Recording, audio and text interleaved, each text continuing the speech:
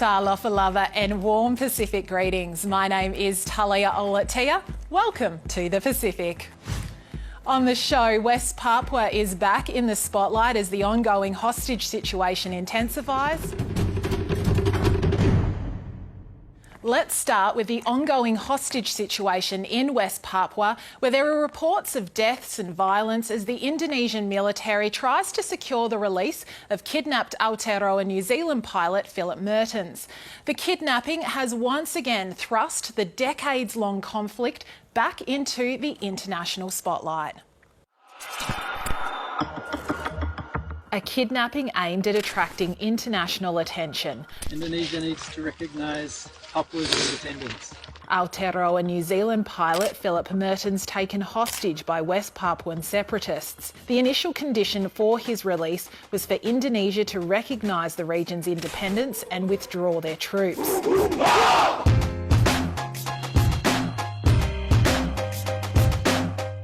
The fight for West Papuan independence has been going on for decades. Once a Dutch colony, Indonesia was handed control of the formerly known West Irian Jaya in the early 60s. In 1969, just over 1,000 Papuans were handpicked for a UN-backed ballot. Amid widespread reports of beatings and intimidation, the ironically named Act of Free Choice presented two options: independence or Indonesia. To the Indonesians, the result is already a foregone conclusion. West Irian will remain with Indonesia. A civil war marked by bloodshed and repression have marred the region ever since. Violent clashes between Indonesian security forces and armed pro-independence groups have left thousands dead. Some estimate that number could be as high as 500,000, and thousands more are estimated to be internally displaced. But it's hard to get a true picture because Indonesia has placed restrictions on the media and independent observers. West Papua. Now West Papua is hoping to become a full member of the Melanesian Spearhead Group, and a meeting with Fijian Prime Minister Sitiveni Rambuka seemed hopeful, but Melanesian leaders still respect Indonesia's sovereignty. We acknowledge if there was any human rights issues, it will be dealt with from a human rights context, but in terms of sovereignty issue, West Papua from PNG context remains part of Indonesia, and we don't want to offset the balance and tempo. The hostage situation involving the pilot has put West Papua back in the headlines and back in the attention of world leaders. With casualties reported on both sides, it doesn't look like this long-running conflict is going to end anytime soon. Benny Wenda is a West Papuan independence leader who has continued his fight while living in exile in the UK. He's the leader of the United Liberation Movement for West Papua, which is separate to the armed wing of the Free Papua movement. I spoke to Benny Wenda earlier. Kawawawa, Mr. Wenda, thank you for joining the Pacific. Thank you. Thank you for having me. Thank you. Let's start with the hostage situation. What is your position? Yes, I clearly make two statements. First, sympathy with the family. Secondly, I demand the release of the pilots, and I also offer to support the New Zealand governments through the embassies. So that's what we are doing, and underground we're already talking with the network, our network, to release, peacefully release and safely release. So that's we're already working. Indonesian authorities have taken a militarised approach to rescue the pilot, with deaths and violence being reported on both sides. How is this approach impacting ordinary people? Fear is building up among the people in Intan Jaya, Puncak Jaya, Mai Barat, and Oksibil. Many people still hiding, last 5 years still hiding the fear. And more West Papua, more military are sending from 2018 up to now. I think this is clearly Indonesia want their violence, not our demand. Our demand is clear, pay peacefully. And Indonesia using this recent to deploy more military, and West Papua become a militarized zone. This is remind me of my childhood, 1977, Indonesia using its conduct the military operations, and almost 300,000 were killed. The kidnapping has put an international spotlight back on West Papua. However, given its nature, does it help or hinder your fight for independence? It's not because our desire to using this raise the awareness, but the people already know that the solidarity in the regions in New Zealand, Australia, across the Pacific are already sympathy and solidarity with. But this case, for me, is really sorry.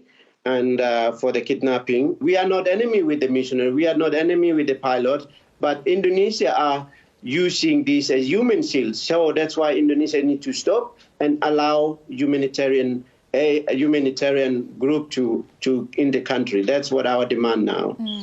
So what do you think would help the current situation and also prevent it from happening again?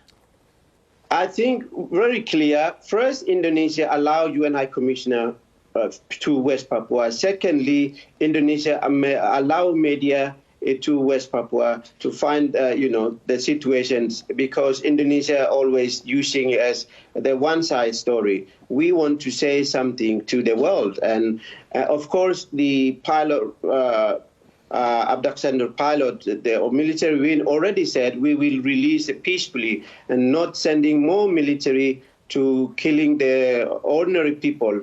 The pilot already safe. So I think Indonesia now not send more military to West Papua, but I demand the President of Indonesia sit down with me and mediate by third party to discuss, find a solution. That's the only way to find a solution for peace for everyone in the region, in the world. That's my position, the peacefully. Can I also ask about your ambitions for full membership to the Melanesian Spearhead Group? How likely do you think this is, given that some Melanesian leaders, while still acknowledging kinship ties, have said that they will respect Indonesia's sovereignty? Of course, diplomatically, they good relation with Indonesia, but knowing that Indonesia present in West Papua is illegal. They are occupied our country and murdering the Melanesian people. And by the blood, by the race, by the regional, by the linguistically, we are entitled to become a full member of the Melanesian Spearhead Group.